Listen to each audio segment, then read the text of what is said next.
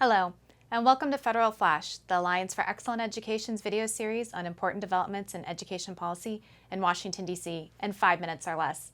I'm Rachel Bird-Niebling, and I'm joined by Philip Lovell. The last couple of weeks have been filled with some big announcements in the education policy world.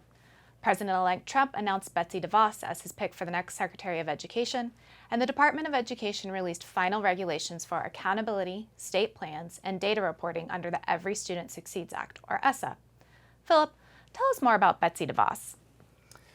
Betsy DeVos is a leader in the movement for school choice. She worked for the successful passage of Michigan's first charter school bill in 1993 and for the unsuccessful effort to amend Michigan's constitution to allow school vouchers in 2000. DeVos also formed, and until her pick by Trump, chaired the American Federation of Children, an advocacy group that promotes the expansion of charter schools, school voucher programs, and the adoption of education savings accounts, which can allow parents to use public money to pay for private school tuition. Unlike Arne Duncan, whose selection as Education Secretary garnered praise from both parties, reaction to DeVos is split.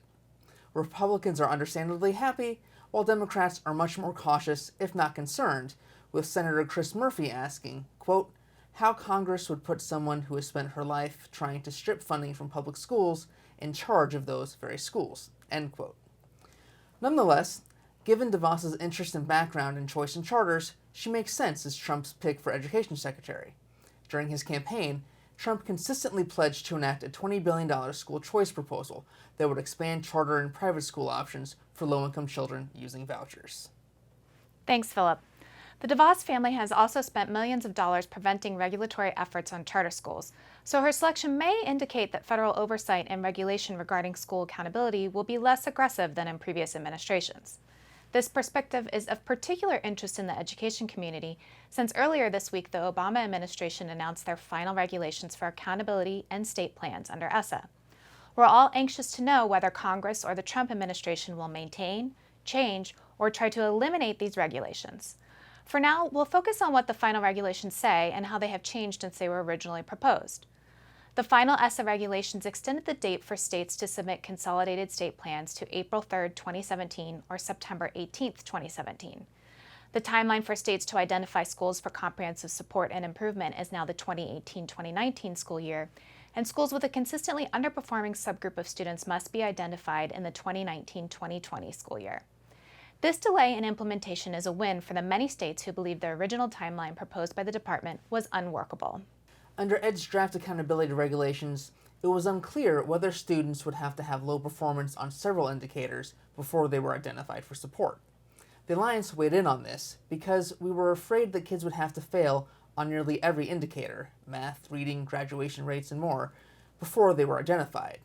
We're pleased to see in the final regulation that if students have low performance on just one indicator, that's enough to trigger targeted support. Also under the draft accountability regulation, the department required all schools to be assigned a single summative score.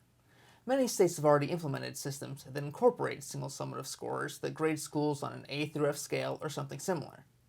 While these systems seem to provide a simple, understandable rating, they can actually mask the underperformance of traditionally underserved students.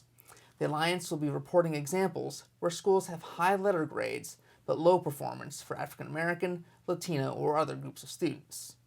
To address this issue, the final regulations say that a school with a consistently low-performing subgroup must receive a lower summative score than it would if it did not have a low-performing subgroup. The regulation also takes a step back from its original proposal that all schools have a summative rating, and says that states merely need to follow the law and identify schools as receiving comprehensive support, targeted support, or other schools. Thanks, Philip. For more information on these regulations, follow the link below and scroll down to the final regulations section. For an email alert when our next episode is available, email us at alliance@allfored.org.